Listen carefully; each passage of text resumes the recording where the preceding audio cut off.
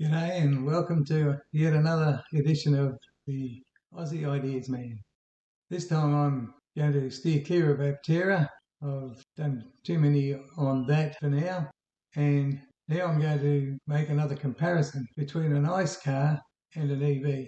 And I've chosen MG. I would not normally buy an MG. They're not my kind of car. I find them substandard in my book, but they do have a very comparable ICE and EV model. The bodies are the same, many of the features are the same, and it's pretty much a difference in drivetrain, whether it's internal combustion engine or electric motor and batteries. I'm going to switch to OBS Studio again so that I'm not recording my face. I have a chart and a spreadsheet, and I'm going to talk about how I score each car and why ultimately the ICE car outperforms the EV. To begin with, I'd like to show you this. This is basically a comparison chart. It gives you limited information on the two cars, but at least you can put them side by side. So as you can see there, it starts with the MG ZS Excite Plus, which is an ICE car, internal combustion engine. And this one is not the cheapest. It is a little over $2,000 dearer than their cheapest model. But I chose it because it would have some of the features that the MG ZS EV has in it. They tend to throw a few more things in there than normal. So now I begin with the price. $22,990 for the ICE car, $46,990 for the EV. That's a massive difference when you consider just the drivetrain has changed. Much of the two cars are almost identical. We don't worry about body style or seats, but we look at the engine. And as you can see here, the engine is an engine in the ICE car, and it's a motor in the EV. Transmission, we take a look at that because they're different. We don't look at the safety rating, they're the same. Fuel type, of course, are different. So we look at 95 unleaded petrol versus battery electric. Fuel consumption, 6.7 litres per 100 kilometres for the ICE car versus no litres per 100 kilometres. And that's a bit of a furphy because this thing isn't showing everything. It's saying that there's free driving for the EV because it has no fuel consumption, but it doesn't provide the cost of recharging the battery. Maximum power, 80 kilowatt hours, is ridiculously low for a car of this era. Most of the 70s Japanese cars were producing more than that. 105 kilowatts is relatively low also for an EV. These MGs aren't, of course, at the upper end of what's available. These are the cheap and cheerful. These are the sorts of cars that people buy when all they want to do is get from A to B and just listen to the radio. Now the 0 to 100 kilometre per hour sats of 12.4 seconds. Once again, most 70s Japanese cars could beat that. And then 8.2 seconds, well, most EVs can beat that. But the difference, 4.2 seconds, is quite considerable between the two. So, of course, the EV gets higher points when I do my point scoring. Then I brought the others that were below up so that they fit in landscape mode. And I've written ICE and EV above. We don't worry about the ANCAP rating or the other things that are similar. But the CO2 emissions, 157 grams per kilometre versus 0 grams per kilometre, is also not painting the full picture. So later I compensate by saying what were the CO2 emissions for making the machine. It's unfair to just say what they are for driving it. Once again, we have the similar stats brought down. That's because they were repeated. And so we go right down to we go across. Everything down is the same. We go across and look at things like whatever's different. And the main difference here is when we get right down to towing. We've got 500 kilograms of available towing capacity for the ICE car, 0 for the EV. And then curb weight. 1,245 kilograms for the ICE car versus 1,506 kilograms for the EV. Quite a considerable difference. And I'll have to explain now, once I show you my spreadsheet, how I've actually given scores for each of these. And you may score things differently depending on what matters more to you in comparison to other features. I began with the price because it was first on the list and also a significant difference and a major selling factor. I believe if a car is $300 or $400 dearer or cheaper than another, people take that into consideration and they don't take it lightly. And so once you get this massive difference, then there should be a major difference in scoring for that. But you don't want minor things like, say, towing. You don't want towing to be scored at the same level because it is not as important. So you have to just, as each item is compared, the first thing to do is to compare it with other attributes, other features, and go, what level will I put it at? I'm not going to put everything at 100 like the price because it can be less important. And so the totals that I get are just relative to my evaluating which features matter more.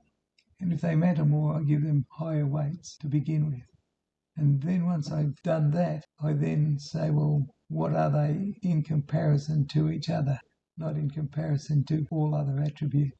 So that means when you look at things, you may think something's more important and you may bump up the points. You'll get different results. As it stands, the comparison turns out that the ICE car is 70 points higher than the EV in my book. Now, it may be different in yours, but that's a considerable amount, and that to me says that the EV is patently inferior.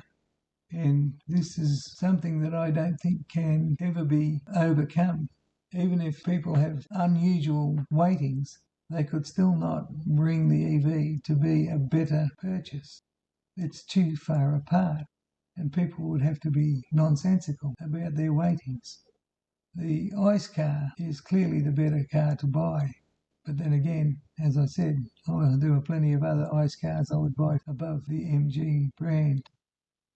Next is engine or motor. I've awarded the EV a 4-point advantage over the ICE car, but it's only 1/10 of the price comparison because it really is not all that important how it gets down the road. There are things less important, but there are many things more important. After that, it's the gears.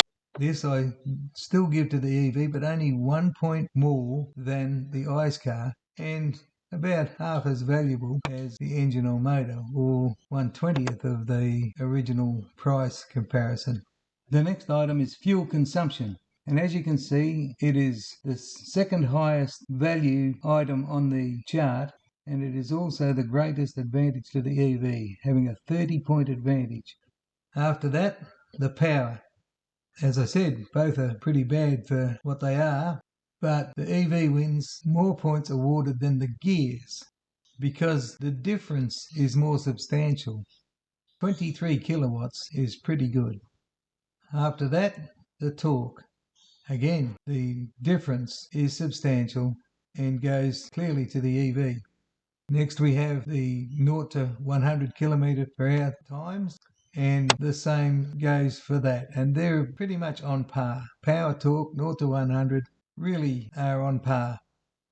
CO2 emissions, I'm not too bothered about that. I'm not a greenie. But in this instance, the EV has the points.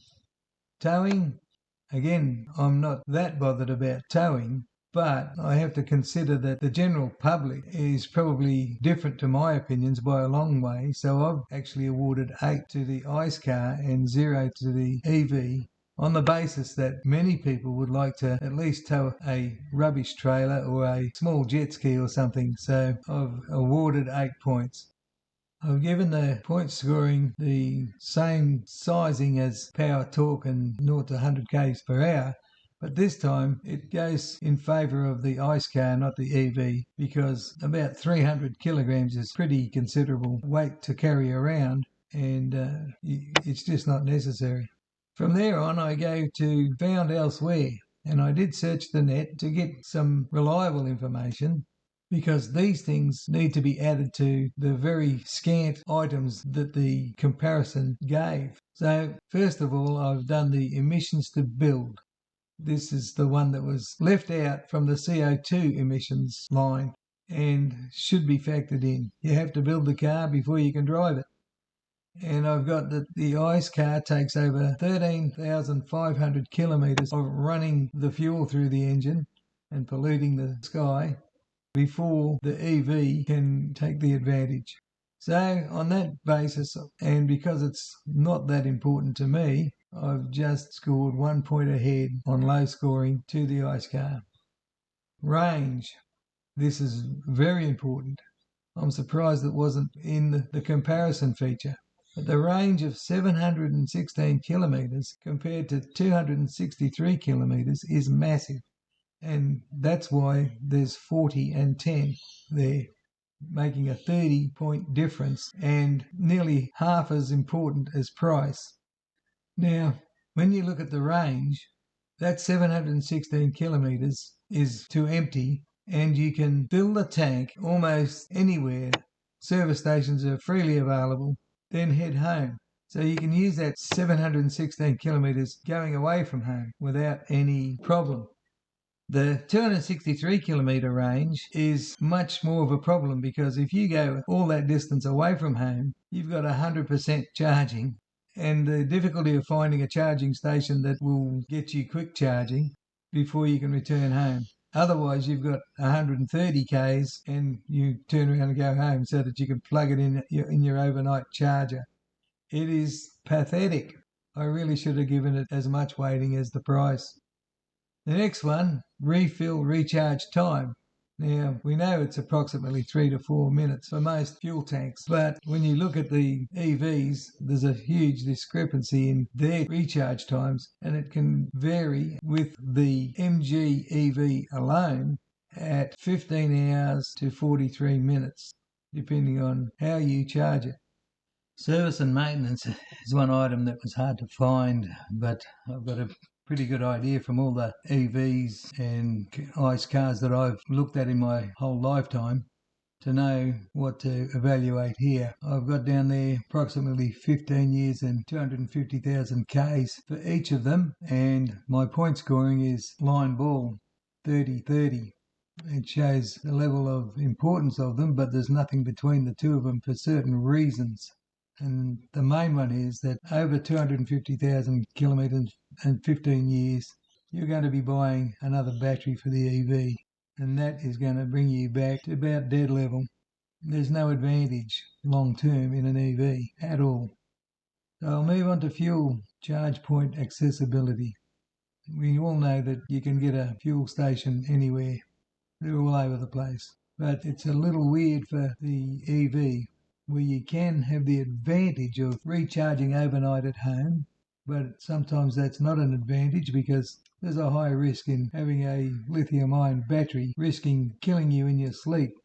But anyway, if you call it an advantage for 99.9% of the users, it's not that much of an advantage, because it's so easy to get fuel about once a fortnight on average, with a short stop at a fuel station, pick up some grocery supplies at the same time, whereas charging an EV is fraught with all sorts of problems.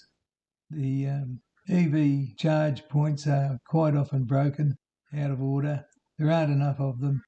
There's mainly very slow chargers, not much better than what you've got at home, but when you can find fast chargers, the EV itself has all sorts of problems, particularly after the 80%, trying to get from 80% to 100%, where everything slows down dramatically. When you're filling a fuel tank, it doesn't matter whether you're 0% to 20% or 80% to 100%, it takes the fuel fast.